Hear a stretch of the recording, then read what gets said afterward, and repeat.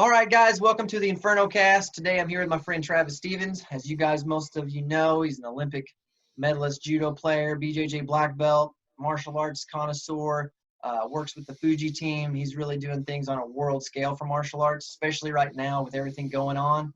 Definitely wanted to say thanks for the time today. And how you doing today, Travis? I'm doing pretty good. Just trying to stay active, stay healthy more than anything. Yeah. Have you been able to get any workouts or anything done at home? Not one. Not Apart from one. I like the love it. free instructional I shot for people, Yeah. that was pretty much the last. I That was love the it. honesty. Like, Yeah. yeah, that's pretty much it.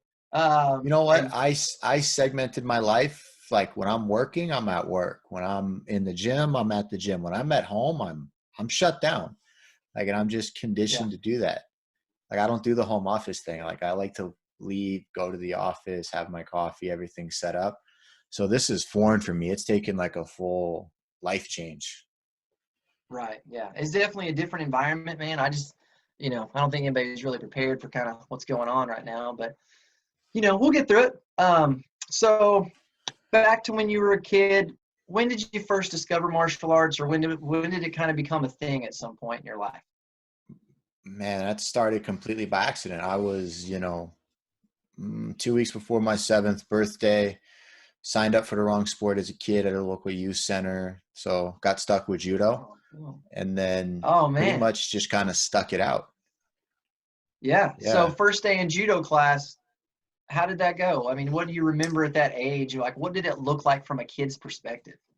The sensei at the time was super, super strict. Old Japanese, like hit you with a bamboo stick, make you do 1,000 push-ups, like screaming and yelling. And I remember because you always had to watch the first class. He's like, everybody has to watch. So I That's remember cool. sitting on the side with my mom and some kid. He got push-ups for goofing off in line, and he gave him 100 push-ups. And the kid did the kid thing. He went like 1, 2, skip a few, 99, 100. And the coach looked over, and when he was already done and it was too soon, he got 1,000. And he sat there and counted them for the week.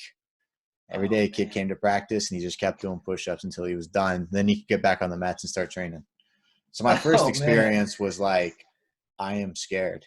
This is not good. Whatever I do, just don't make him mad. That was Yeah. it. So why'd you go back? I mean, what was the I had conversation at to. home? I had to. Ah, Like once you signed up for the youth center, like and you showed up for like your after school sport, because I grew mhm. up in kind of like an inner city. So when you went to like an after school program, like it divvied up to like all the different kids. Like some kids went out to the football field, some kids went and played baseball. I went into the auditorium and did judo. Okay, that makes sense. So it was Yeah. obligation, like, oh man, I'm in. Like, there's no choice. Yeah. Yeah. It's kind of like signing up for the wrong class in school. It's like, I'm Yeah, here now. Here we go. yeah. So, and you were what, 8, 7 or 8? I was 7 at that time. 7 By the years time like old. I really had my first couple classes, I was 7. Yeah. Yeah. So how long was it before you kind of like had momentum when you felt like, no, man, I'm going to do this, because I'm sure like that school year ended. Do you remember the whole I'm going back for more? You know, I would say after my first competition, I took a silver. I was a couple weeks in, Hmm. and I won a silver, and like that kind of like hooked me because it was just enough to feel confident because I Yeah. medaled, but I didn't win. So there was a little bit of like I had my ice cream, but I didn't have the cherry on top. So I Right. Yeah. wanted Yeah. it. So it left Yeah. me wanting a little bit more and a little bit more. That's cool. So do you think that that's a struggle, like nowadays with kids, of them getting like just enough victory, but not too much victory to stay interested? Um, I think there's a weird balance for kids right now, and it really differentiates between the sports where there's not enough competition, Hmm. and then there's too much winning. There's like a Yeah. weird mix where it's like we have a lot of competitions in general, but Yeah. there's not the depth of the fields aren't there. Where if you Right. take Yeah. a sport like wrestling, Hmm. like you can feel accomplished when you go through a pool of 60 kids and you Hmm. take a bronze, but it'll leave you with like a little bit more. Yeah. No, I can see that. You don't Yeah. really No, that feel makes sense. that in judo or jujitsu with like pools of like 10s and 12s where it's like, I went 3-1. Like, I mean, 60%, like, what are we doing?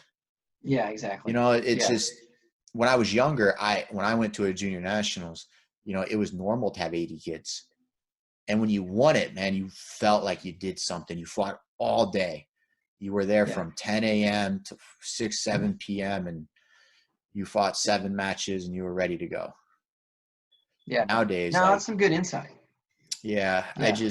I wish there was more depth for these kids to like, oh, I beat the tough kid. Oh, I had 2 easy rounds. And then I'm looking forward to this other guy because he made it through. Yeah. Yeah. Yeah. I know what you mean. Yeah. Yeah. Because especially like, because now, I mean, there's a lot more talk of wrestling and jiu-jitsu kind of like, they've really come closer in the last few years than I've been aware of. And you start hearing them talk about the differences of wrestling and the jiu-jitsu, and like, and people are wanting kind of like a hybrid where they can kind of have the best of both worlds. You know, like that's what everybody wants, is if they could have the best of both worlds, that they would like Well, for me, and I mean this with like all the respect in the world to everything everybody's done in jiu-jitsu, but that's a place where the easiest way I can say it is where like average people really go to be great it. Mm-hmm. because there's just so many trophies handed out where you can really feel like you're somebody. Even Yeah. with the belt system alone, right? Like you can take a guy that's been doing jiu-jitsu for 5 years and he's terrible at it, but he has a blue belt because he's been doing it for 5 years. And then you can take a D1 wrestler and that blue belt can actually win, right? Because of the Mm-hmm. way the rules are structured and like putting them in positions, he can catch him in chokes and arm locks, and he gets a sense Yeah. of power that he's never had in his life. It'll quickly go away after about 6 months of that blue belt kind of figuring it Right. out. Yeah. Wears off. Yeah. But then there's new white belts coming in. So Yeah. he always has that hierarchy and knows his place, but he's always above somebody. Mm-hmm. Wrestling and judo and some of these other sports, we don't have that. Like when you wrestle, it's me and you. There's no ranking system. There's no nothing. It's judged on a much larger scale. Yeah. A black belt in judo is like you're novice. That means you have the ability to go out and practice and develop your own style in a safe and understanding manner. Yeah. That's a black belt. A black belt in jiu-jitsu is a professional. Like you're Mm-hmm. a professor. You can go out and teach and educate and prosper and grow the sport. Yeah. And I think that that dynamic is where they want that middle ground to be, where they're seeing all of these wrestlers with all of that hard work and all that dedication. They didn't get that trophy, Mm-hmm. right? They're like all American is really the end of the road for them, which on the Yeah. grand scheme of things doesn't mean much. When you got a guy that's 32 that's been doing martial arts for 3 years that has a world title, you know, a Nicky Rod, so to speak, that crossover where it's like, man, we can really amplify this sport if we could Yeah. just get these wrestlers involved. Now, as Americans, we can take on the Brazilians. And I think you're Yeah. starting to see that sense of like, oh, we have real athletes that can do some damage. Yeah, I mean, and a simple transition that we were able to see in MMA, you know, about 10 or 12 years ago, like when the Yeah, professional exactly. athletes started getting involved. Like, I remember telling my guys, I was like, look, you guys basically have 2 years to get into the UFC because you're doing a good job. And then after that, man, it's going to be animals. Like, The perfect example is Rhonda. You yeah, took a professional, like trained her whole life, fought on the world stage, physical fitness, and then you put her in the MMA world with amateurs, where it's like the next pedigree up to her that was fighting against her were people with high school wrestling as like, oh, I wrestled in high school. I'm qualified to fight for the UFC title. yeah, Like where that's not quite the same. Even though yeah, wrestling is big in our country, we're talking about, you know, 27 years of like hardened training to win an Olympic medal. It's yeah, different. yeah. No, it definitely is. And that's what I wanted to talk to you a little bit too, is like, so at what point in your teenage years did you just kind of think, you know what, I can absolutely be the best in the world? You know, like, because a lot of times there's dreaming it and then there's like feeling it. Do you remember a transition or a moment in which like it hit you in a real way? There's two real like, and you want to make sure that as, you know, from a coaching standpoint and you're kind of developing your athletes, you understand that you break it up into these two categories where there's the I'm going for it, and you make the decision. And then there's the understanding of this can happen. You don't want to go from my dream to I can make this happen. There's a point in there where you have to make a choice. And I made that choice in high school, my junior year. I was like, I understand I need to graduate high school. I understand I need to go to college, but that is definitely taking a back seat. I will do it when and if there is time, and I will make time available, but this will always be the priority in my life. Yeah. Was there anything that triggered it that was kind of, minute that you can point to, or was it like a culmination of just all of these years of training? Well, I wasn't actually training through middle school. I couldn't even walk and play sports. I had a guy shoot a double leg right through my kneecap, and he brought my foot up to my hip. And so I had partial tears through my ACL, LCL, MCL, cartilage, meniscus. My knee had all of these like fragmented pieces in it. And the doctor put me in a straight leg cast for 6 months, put me on crutches, and then it was rehab for the next year and a half. So through middle school, I pretty much hobbled my way through.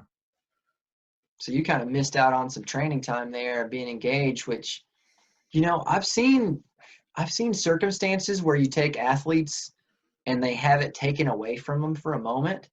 And man, I've heard a lot of stories when people come back and like they are just like, nope, this is what I'm going to accomplish. And that was me. Crazy. That was you. That's awesome. I was sitting at home. Were you 4 years. 4 years. So what age did you come back and start training again? I was about 16 when I actually like started making like an effort. I probably came back to like judo twice a week, trying to like stay out of trouble, because I got into a lot of trouble in those like 4 years because I was acting out, I was lashing out, I didn't have an outlet, right? Yeah. I'm pretty sure some parents are feeling that way right now with their kids not having an outlet. Absolutely. Yeah, absolutely they are. Yeah. That's interesting, man. So then about a year after you come back, that was when it was time and it was decided. Like, you know what? Here we go. We're going to go all in. Let's make a plan and let's go for it. Man, no questions asked.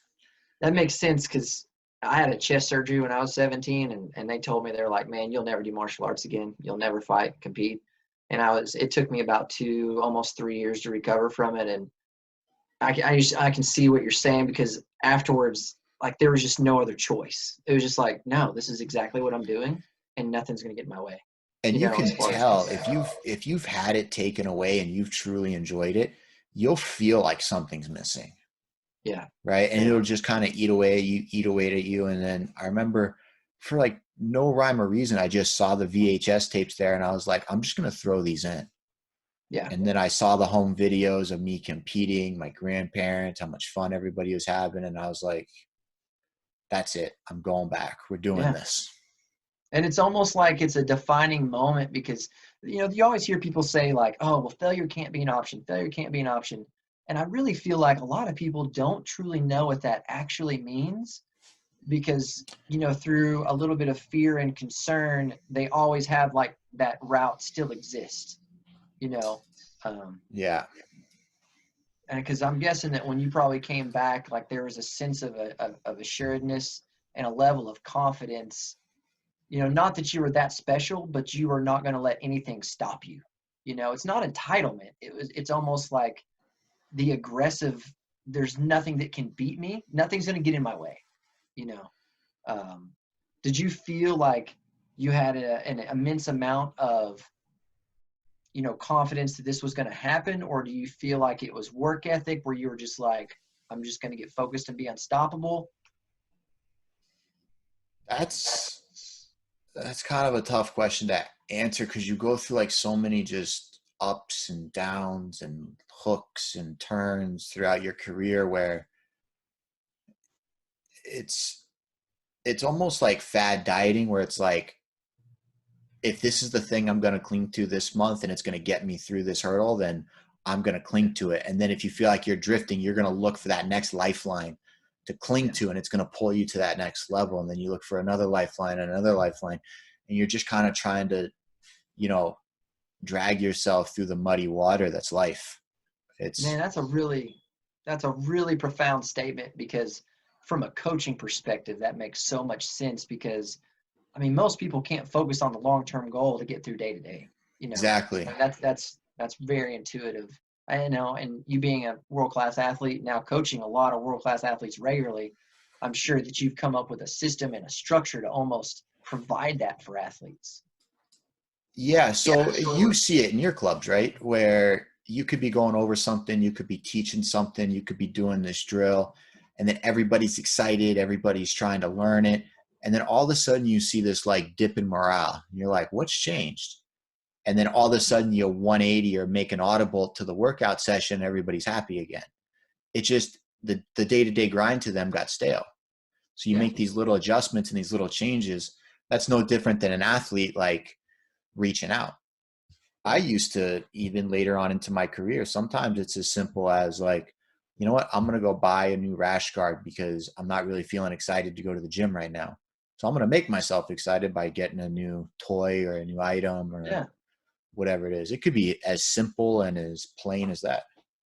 And man, I mean, you see that a lot, you know, because it's like your athletics becomes a reflection of your lifestyle. And I think that's one thing, like whenever Fuji got all the momentum, whenever you and Jimmy and the guys got involved, that was what I felt like I noticed from the outside is like, it was so much more reflective of like the lifestyle of the martial artist, you know, with the gis, the rash guards, the equipment. And like, you could just tell that, man, these were people that used this stuff that were kind of creating it, you know, like, and I just really feel like if there's a company out there that really has the vibe for the grappling, you know, I mean, and the striking a little bit too, but I just feel like you guys are really able to propagate that, you know, as a brand where, I mean, you know, it's designed by athletes where it's like, yeah man, I mean, because I can remember when we used to buy like the old cheap stretchy shirts from, you know, like Walmart or something like that, trying to make do. And man, them things would just get soured like quickly, you know. But back then it was just like there's no outlet for something like that. And that's something that, you know, I think you guys have done a really good job with. Yeah, we are overly strict when it comes to the types of products we put out and the ones we stand behind, where it's like the amount of rash guard samples I go through, and like I'll reject something over stitching. I'll reject it. Like, let's say I put on 10 pounds and the gi is a little tight. I'm like, I'm rejecting it. It doesn't feel comfortable. Yeah. Like, as a grappler, I like, this doesn't work. Yeah. No, So I know like, what you mean, man. every little thing matters, and comfort above all. Well, and you know, and that takes me to kind of the next point is when you have a world-class athlete, man, because being an Olympian is a very rare and prestigious accomplishment that is a reflection of somebody that pays attention to the details. Because like you said, man, it's the details that add up. So when you're that kind of person in an athletic performance situation, when you transition that over to anything else in your life, there's got to be a transference of that, you know, to where it's like, whether it be an Olympic athlete running the business or doing an activity that, you know, you treat it the same to where the details matter to you. I mean, do you feel like that transition happened in your life? Like, when did you feel like the professionalism of your goal as an athlete bled into the rest of your life?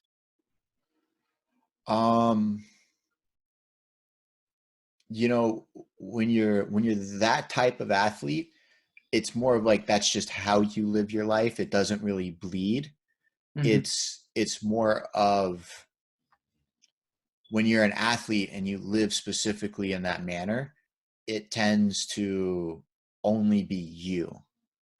Like, there's a reason why, you know, the training partners of great athletes aren't also great athletes. There's something missing for them where they're not doing as much. They're not paying attention to the small things. They're not able to apply what coaches are saying. There's something missing. They're missing that it factor. And when you transition out of martial arts and you have to start working in group environments, it's more about trying to get that spillage of like how you live and how professional you are and how much it matters to you. Like, look here in the background, right? My desk last night was flipped around and I was like, you were on a blue wall. Mm-hmm. So I built an entire mat room. So if anybody has any questions, like technically I can get up and answer them. I can flip the light switch on. Yeah. Right. I have the lights off just so that the lighting is nice. Right. I did that just because I'm anal. Like I didn't need that for this. But now there's branding in the background for me. I have nice wall pads. I have mats. I flipped 2 entire rooms of my house around overnight just for that reason. Well, I appreciate the enthusiasm. Do you know what I mean, though? Like I do, man. That little bit of spillage that just kind of like goes out and seeps out into these other avenues of your life. You're either that way or you're not. The only thing that really bothers me is I'm wearing an Under Armour shirt instead of a Fuji shirt. But I like collared shirts. Right. Yeah. Yeah. We'll have to call Jimmy and be like, hey, man, we need to get these collared shirts.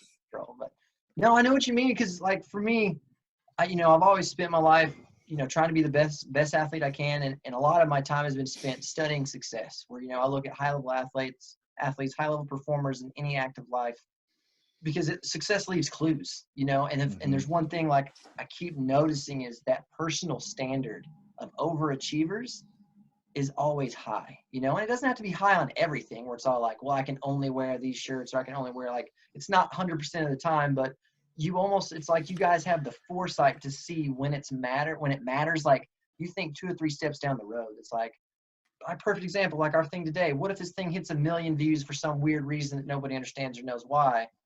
You've checked the boxes just in case. And if it doesn't, the professionalism is there, the standard is there to where it's like, I understand what you're saying. So when you take that into the training room, what does that look like whenever you're training, you're in a training camp or you're just doing classes? When you're trying to bring up, let's say that first, I've been training for a couple years and I want to be more serious about it. What does that training look like versus, I'm already serious, I'm accomplished, and I just want to get better? That beginning ramp, what does that kind of look like for you as a coach? There's kind of like a twofold process there. It really depends on the type of athlete that's coming to you.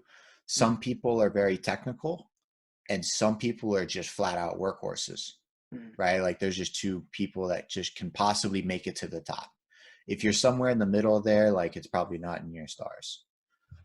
But either way, you need to test 2 things of an athlete. For me personally, one is their ability to gut it out and not quit, which seems to be pretty standard for most people, right? Like they got to be able to actually withstand the training both mentally and physically and not break down.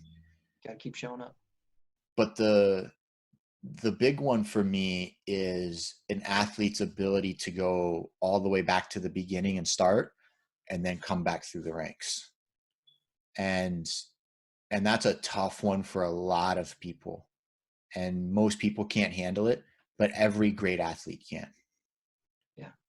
Because at some point throughout your career, you're going to have to go back to the drawing board and you're going to have to learn something new. You're going to have to acquire a new skill and you're going to have to go, hey, I'm not the world champion. I'm not the Olympic medalist. I'm not the number 5 person in the world. I'm a guy who's trying to learn something so that I can become better. And you need to approach those situations with that in mind rather than hey, look at everything I've accomplished and I know everything. I'm just going to keep doing the same old thing and I'll get better. I'll just get better. That's not how it works. Like if you were going to get better, you would have gotten better 6 months ago. You would have gotten better a year ago. It's like the situation we're going through right now with everybody at home. There's like this school of the road's kind of getting divided where some people are like, well, it's not real. I'm just going to keep training. I'm going to make all these improvements. Do you know how many times I've been injured in my career where I've had to sit out for a few weeks, a few months? You know what happens when I come back after no training, no nothing? I'm still a top 5 player in the world. I haven't trained in 3 years. If I put in 3 months of work, I'm still a top level athlete in the world. Like I don't lose it. It doesn't just go away. Yeah. And on the flip side of that, my competitors didn't really gain anything. They don't really get better. They might stay sharp, but even though I fall off the rails a little bit, you're not so far gone that you can't get back to where you were and then make more improvements. And I think that's something a lot of people really need to understand. I kind of went off on a tangent there, but back to the beginning thing, like I make sure all of the people that come to me, I don't care if you're a senior world medalist or a 15-year-old kid, if you don't listen to me when I'm trying to explain the very basics and take it seriously, I'm checked out. Yeah. You don't got it. You don't Yeah. care enough. Right. Yeah. Well, because when you think about it, it's like when you made your decision when you were a teenager, no, this is going to be it. It probably didn't come with qualifiers of like, well, I mean, if coach does this, then I'll be committed. Or if the training's like this, then I'll go ahead and do it. I mean, it was probably just like, I'm going to do whatever it takes, Yeah. regardless of what that means. And that's an important attribute. I can see what you're saying there. So for the high level, so when you're sharpening somebody up, like who do you guys have right now that you feel are, kind of like, man, this is the group or a couple people that are kind of the next thing coming? We have a couple of 15-year-old kids that are training, that are putting in the hours, they're listening, they're doing the camps, they're showing up consistently, they're doing all their strength training on the side, they're sending me their at-home like grip training workouts by text. Okay. They're putting in that little bit extra right now. Yeah. And it's not so much that it's going to benefit them in the future. Mm-hmm. It's more of just like them making a conscious effort that, hey, I'm going to take 20 minutes and I'm just going to do something that might possibly make me better. It's just a mental choice of blocking out some of your day where it's like, I'm focused on this because this is my goal. It's worth 20 minutes of my day, even if it doesn't really help them. Right? It's the mental choice that matters. Right. It's almost like you're creating good study habits. Exactly. Like, I don't care if you feel sick and you're not willing to train. If you're at 80% of your max, then give me 100% of what you have, which is 80%. Yeah. That's fine. But you have to make a choice that you're going to give it. Because Yeah. I can't make you.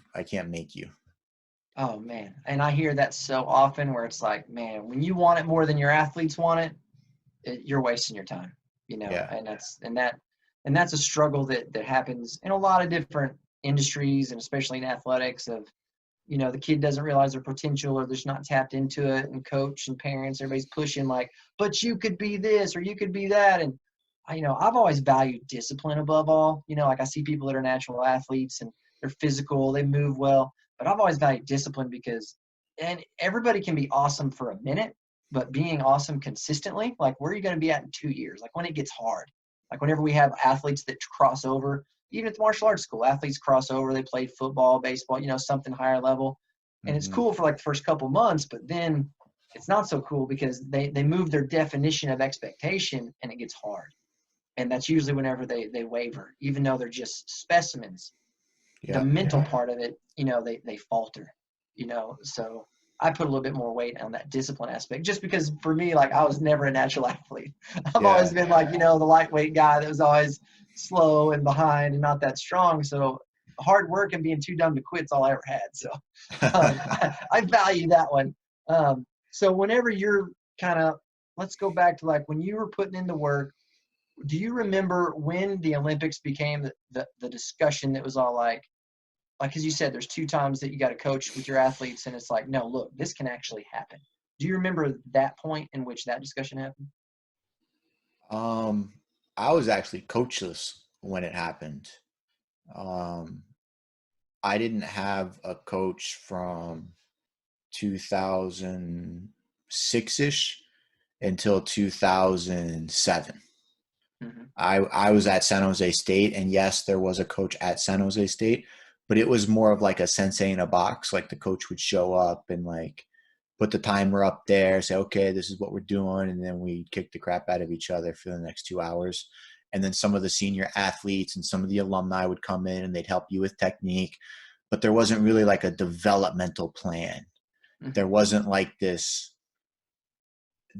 thing that you see coming from certain schools of thought, right? Like you see it in soccer clubs where it's like Real Madrid plays a certain way, this club plays a certain way, and you can recognize the game when you know the sport.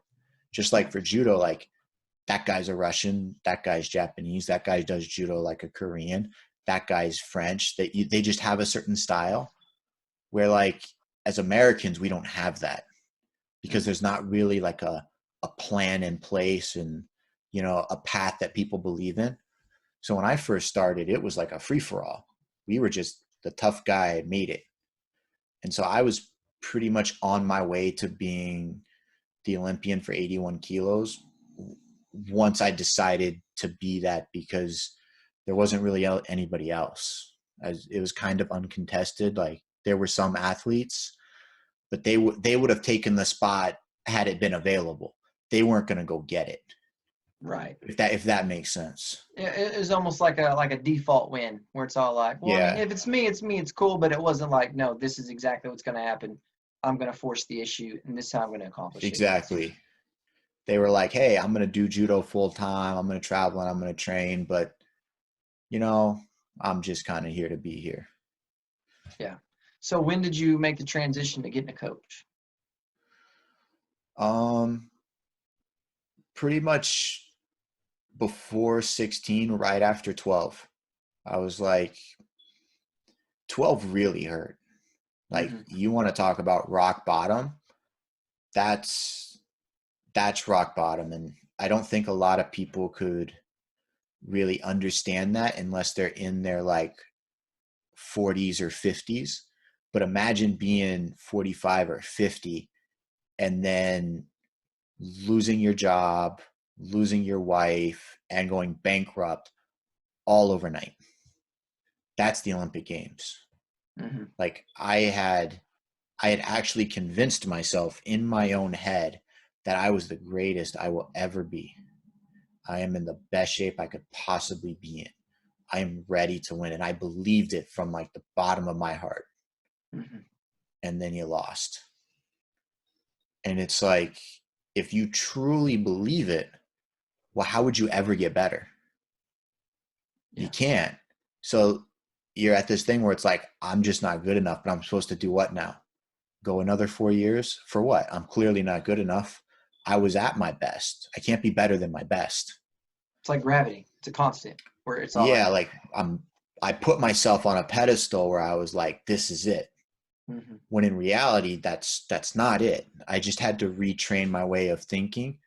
And I also needed something where the medal and winning wasn't the only thing in my life, right? You needed that balance point. And that's where I started teaching Tuesday night classes with Jimmy. I started like Jimmy could take nights off because I would teach classes. I was also getting older as an athlete. So having something where I could still participate and I could still teach and train my mind to remember and reiterate and go through that mental process is also a way of physically training and making sure your body knows the right steps. So I could do that style of training rather than, you know, necessarily the physical kind. Yeah. So whenever you put yourself up on this pedestal, as you described it, do you feel like that was like an attempt at confidence, like an attempt at a surety to perform? Like, was that your plan for the psychological warfare? I basically convinced myself of a lie. That's pretty much what I did. Do you think it came from lack of leadership, inexperience, maturity? Where do you feel like that it came from?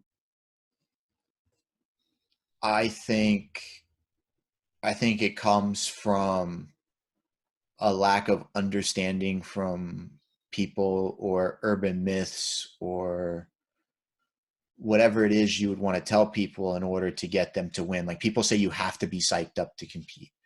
People will say you have to be mentally ready. You have to be engaged. But that's not like a written in rule. Like that's not something set in stone. Like we don't have to. We can be whatever we want to be. And I think people mistake confidence for being psyched up.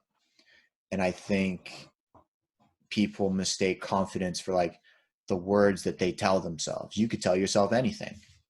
I could tell everybody I'm a billionaire and I could think I'm a billionaire, but that's just not the case. Yeah. And when it comes to things that can't necessarily be measured, it's easy to convince ourselves of anything. I ask people all the time, like, I work so hard. I'm just so tired because I work so much.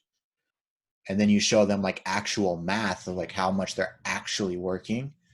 It's like, It's I was shocked. ridiculous. Like, Yeah. oh man, that's not what I thought it was. Not as many Yeah. hours. So, The Office. Have you now, ever seen The Office? I was just watching it the other day. It was a great yeah, example because there's an episode where he pulls out a stopwatch, and every time he yawns, he's like, "You're not working."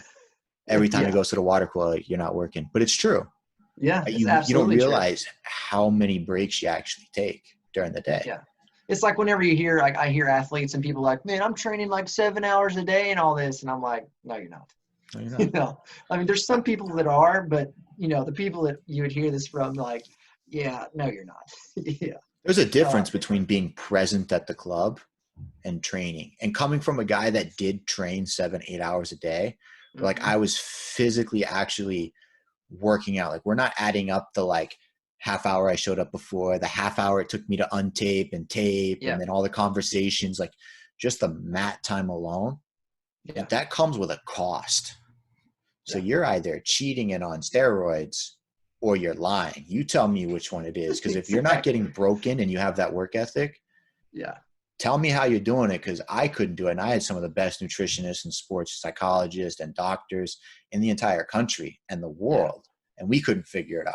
No, that training volume, like, man, the human body, like it's tough on it, And like I said, there's guys that do that. I mean, you put in the work, there's a lot of guys that do, but when you're out on like the amateur level in the martial art world and, and stuff like that, you kind of hear that, especially in the MMA world with MMA fighters that are coming up. And I think, and the reason I bring that up is because I think you're right that it correlates back to this internal dialogue story that they're having to tell themselves to try to build that confidence, because like you mentioned it came from having, you basically lied to yourself to try to get a physical result, because based on the information that we have as a young athlete, maybe not being coached or mentored well growing up, we don't know how to establish that confidence for real sometimes. So if you were going to advise somebody on where does that truly come from, where can they find that source of real confidence without the hype and the build up and the facade?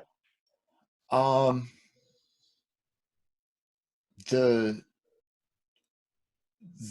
probably the most dangerous athlete is probably a happy one, not a miserable prick that's just beating people up to beat people up. That's like, if you need to go beat somebody up to feel like you're worthy, you're probably a big fish in a small pond. You're already being right? a reactive person, basically. Yeah, you're not just having fun with the environment and the sport because you feel confident. Like when I train, like I always win because I have that ability, but my energy level is like here.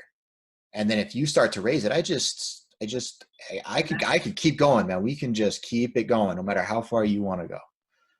And but I always keep it playful, and whatever they bring to the table, I just match it and go just that little bit above it. Yeah. Just because I enjoy it. I don't need to prove to you or to me that I can be up here. I don't need it. And you mentioned that because you already just gave the secret to life is whenever you stop letting the medal or the accomplishment define you, that's when you find this fulfillment, and that's when it's the journey. And so many people, outside of athletics, like people are missing that every day in their life is when I get the job, when I get the house, or if I win the fight, if I become the champion, and that defines who they are or if they will be happy.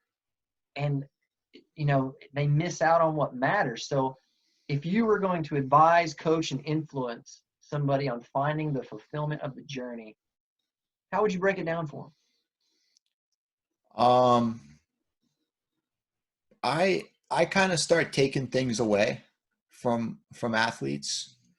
If I know an athlete like specifically likes to do something, I just take it, because you have to be able to have fun at all things, right? Like, and when I say that, there are obviously some drills I know people hate, including me. It's like, I definitely don't want to do that, but it can't ruin the session. Yeah. Right? It can't ruin your overall look. So if I can make sure, like, everybody loves to spar. So if I take away sparring, knowing somebody wants to come in and do it, and I give them the drill, do they just have a terrible experience? That's not, they don't really enjoy the sport. They like beating people up. That's not really going to get them to that next stage, because now they're not listening, because they're not going to want to learn in order to get better, because while they're learning, they could potentially lose. Therefore, the learning is going to be a struggle. So there's just all these like head games that you can play with athletes just to really see where they are. And it took me a long time to learn. Like, I didn't really start enjoying the sport until after 2012 when I came back. So what did it look like when you came back? As far as the training, the focus, like where did you find your center afterwards? Because like you said, I mean, devastating thing in your life, your reality just got crushed. Because like you said, when you truly believe, it's real. I mean, it is gravity to you, and that got taken away. So how did you put the pieces back together? I think you kind of hit the nail on the head there where you said it was my reality, because it's mine. It's not yours. It's not everyone else's. It's mine. And that's usually the most self-destructive one that can hurt people, right? It's why we all have a fear of public speaking, because it's your reality of how people are going to perceive you. We talk to people every day. All of a sudden you give it a stage and a microphone and everybody's shy. Yeah, absolutely, man. So it's your own perceived fear and anxiety that are giving it to you. So what happened after 2012 was all that doubt that you were hiding with the best talk, it basically came out, because now it's proven that you're a liar, right? You're not who you said you were. You can't hide it anymore. But it's not that people from the outside looked in and were pointing their finger like you're a liar, you're this, you're not good enough, you're not qualified, you suck. Like, none of that happened. But it's how I felt, because I was hiding it. Right? With all the I'm good, I'm the best, I'm this, I'm that. We're hiding that doubt. And when you rely on the number one spot as hiding the doubt, you don't realize like how much it weighs on you, is like just this burden, because you have to run really fast in order to keep that number one spot and keep those doubts in check so that people can't find it anymore. And that's usually why we lose those 15, 16-year-old athletes that are all-stars, is because they're running out of fear of not being good enough and losing and being exposed. Right? And I remember I was sitting on Judo Base, which is a website where it keeps all of our stats. So forever, everybody can go on Judo Base and go, Travis Stevens, what was his win record? Oh, it's 69%. What's his fastest win? It's all there, right? And I'm looking at it going like, I'm looking at that fifth at the games, and I'm like, oh, I'm such a piece of shit. I've let this person down. I've let that person down. I've let myself down. I have no job. I have no money. I have no sponsors. I'm broke. I just spent like 40 grand trying to learn jiu-jitsu. I can't even pay it back. There's all these things of just like weighing you. And then I looked at it and I went, I'm the number 5th person in the world.